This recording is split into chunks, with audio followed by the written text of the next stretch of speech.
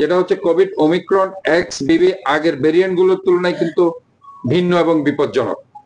এটি সহজে শনাক্ত হয় না, তাই সবার মাস্ক পরা অত্যন্ত জরুরি। যে কথাটা আমি বারবার বলছি, মাস্ক আমাদের পরতেই হবে, মাস্ক পরাটা খুব জরুরি।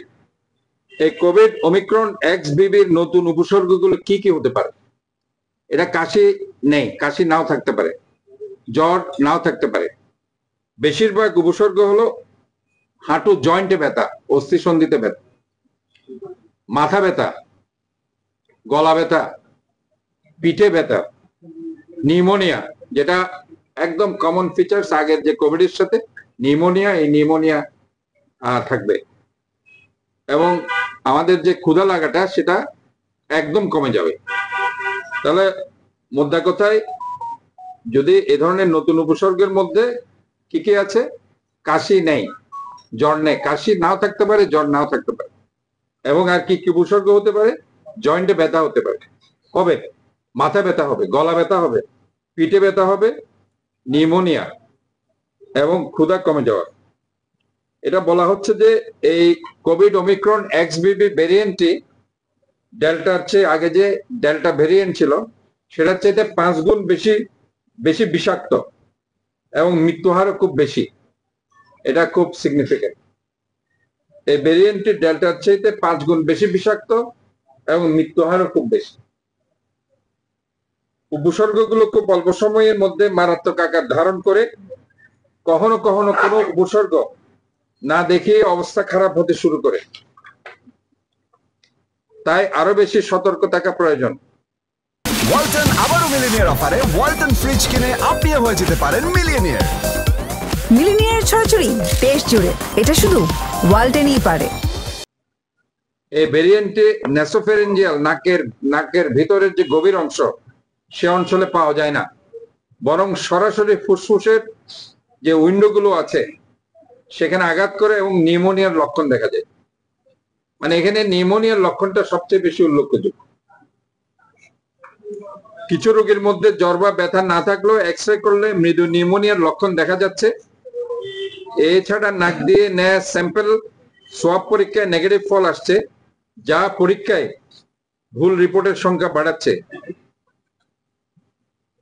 এটা সরাসরি ফুসফুসের সংক্রমণ ঘটায়, ভাইরাল নিউমোনিয়া সৃষ্টি করে এবং তীব্র শ্বাসকষ্ট তৈরি করে। এই কারণে কোভিড ওমিক্রন এক্স বিবি বেশি ছোঁয়াচে এবং প্রাণঘাতী হয়ে উঠেছে। এই জন্য যথাসম্ভব ভিড় এড়িয়ে চলুন। আমাদের কি কি সতর্কতা রাখতে হবে? ভিড় এড়িয়ে চলতে হবে। বিশেষ করে আজকে যেখানে খেলাধুলা চলছে, যে স্টেডিয়ামে কিংবা অন্য জায়গায়, আমাদেরকে এইসব জায়গায় বেশি সতর্কতা অবলম্বন করতে হবে। এবং এই যে হজ যাত্রীর কথা বলা হয়েছে আসছে, সেখানে এয়ারপোর্টের মধ্যে এই ধরনের ইনভেস্টিগেশন, র্যাপিড অ্যান্টিজেন টেস্ট, এগুলো আমাদের চালু করতে হবে। আর মেইন হচ্ছে আমাদেরকে আতঙ্কিত হলে চলবে না, কারণ আগেও আমরা এগুলো ফেস করেছি।